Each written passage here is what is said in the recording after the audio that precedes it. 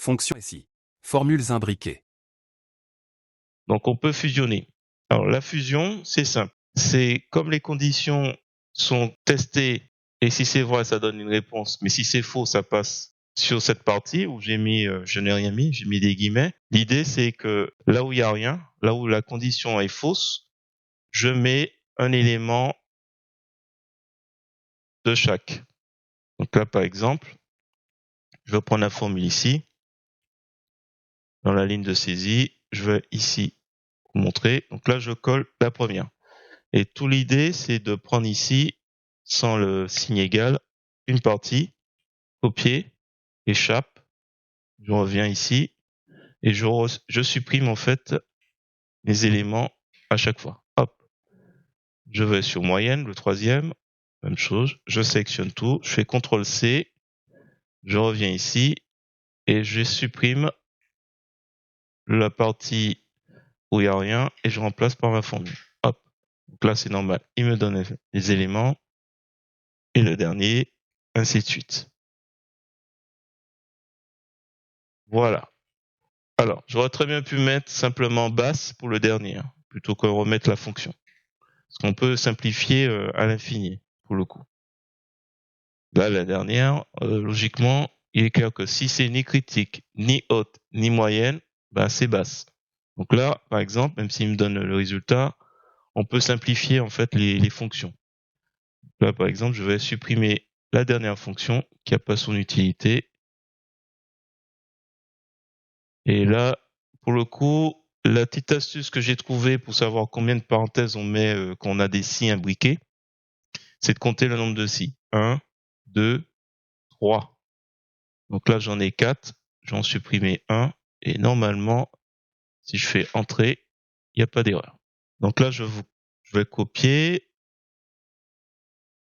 Je fais touche Shift-Foumage. Édition, collage spécial. Formule, OK. Donc là, il m'a mis sur un seul. Donc c'est pas mal. Alors, on va réduire un petit peu. J'ai laissé étendu, mais la fusion 2, pour le coup, qui aurait pu être encore plus simple, c'est très simple. Comme j'expliquais, à chaque fois, il teste une condition avant de passer à la suivante. Mais il est clair que la gravité basse ne descend pas en dessous de 0.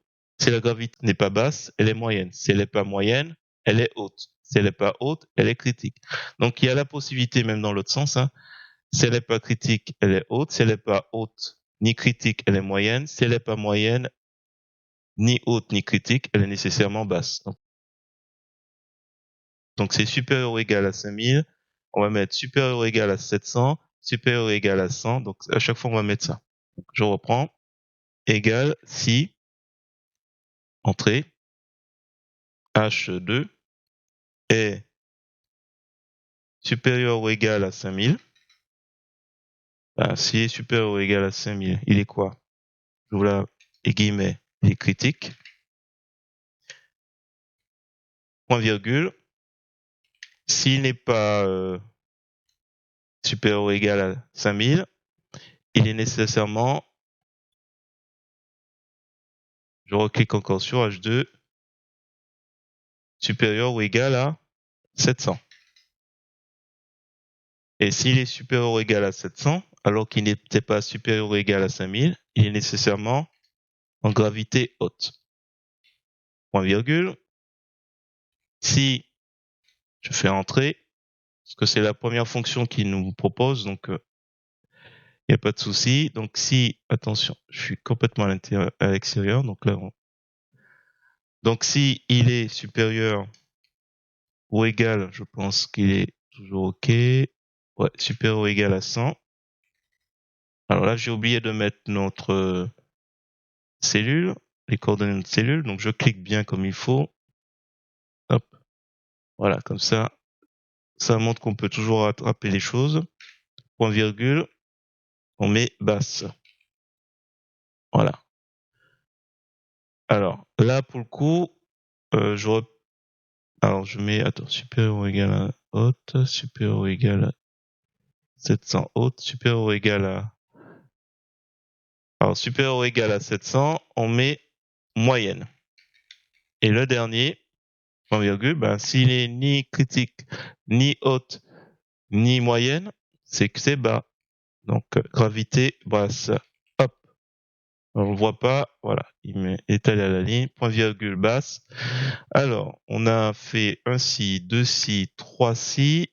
Donc, ça suppose qu'il faut faire encore une petite parenthèse. Et voilà. Donc, même chose. Je copie. J'enregistre. Colle spécial. Uniquement formule. Allez, on colle directement. Donc là, pour le coup, la première partie, c'était pour démontrer un petit peu de manière simple, j'espère, les éléments. J'ai montré un petit peu l'assistant de fonction. Donc là, je vais simplement sélectionner tout ce petit monde. Donc, comme on l'a vu précédemment, un clic bouton droit à la souris et on va supprimer. On va le supprimer et on va faire en sorte qu'il déplace les cellules vers la gauche. Hop. Voilà. Alors là, j'ai plus besoin de la séparation. Je ramène vers l'entête de colonne. Et là, on va faire un petit jeu assez simple. Alors déjà, je vais insérer une colonne et on va faire un calcul de conditions assez basique. Je vais voir si fusion 1 et 2 sont vrais. Donc là, je fais juste simplement égal ça, égal ça. Alors, il me met 1, c'est normal. C'est dû au fait que le formatage est sur des nombres, une monnaie plutôt. Alors, on va dire logique. C'est juste ça que je veux voir. Vrai. Je double-clique. De ce que je vois que des vrais. Donc, ça veut dire que fusion 1 et 2 sont pareils. Alors que, si on observe, la fusion 1 qui consistait à imbriquer les si, alors la deuxième aussi, hein, est beaucoup plus longue que celle où je simplifie les choses, où je profite de cette réalité qui est que une fois que le test au plus haut ou au plus bas, on va plus commencer aussi par là, n'est pas vrai, on passe à la condition suivante, jusqu'à ce qu'on trouve quelque chose de vrai. Donc là, pour le coup, s'il fallait choisir, je prendrais la fusion 2. Voilà. Alors, ce que je vais faire, c'est que je vais supprimer fusion 1. Je sélectionne, là encore, vers la gauche, et là, on voit une erreur de référence. Ouais, je viens de supprimer. Donc ça peut souvent arriver si vous faites des suppressions inconsidérées. C'est pas bien grave. Moi, ce qui m'intéressait, c'était juste vous montrer l'exemple. Et je fais signe égal à gravité ici que j'ai saisi. Et on va voir si on retrouve les mêmes éléments. Je trouve un faux. Alors, pourquoi on trouve un faux? Donc, ça veut dire que j'ai saisi mal. Donc ça vous prouve, encore une fois, que si vous avez des conditions qui sont inscrites et que vous fiez par rapport à ce qui a été écrit sur une notice, il vaut mieux avoir une formule que pas du tout. On va vérifier quand même. Donc là, on est à 700.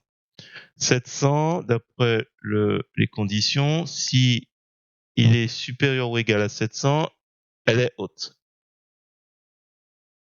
Supérieur ou égal à 700, elle est haute. Et là, j'ai mis moyenne. Donc ça veut dire qu'il y a une erreur de saisie. Donc ça veut dire que là où il y a ma formule, j'ai tout bon. Donc il ne doit pas être moyenne.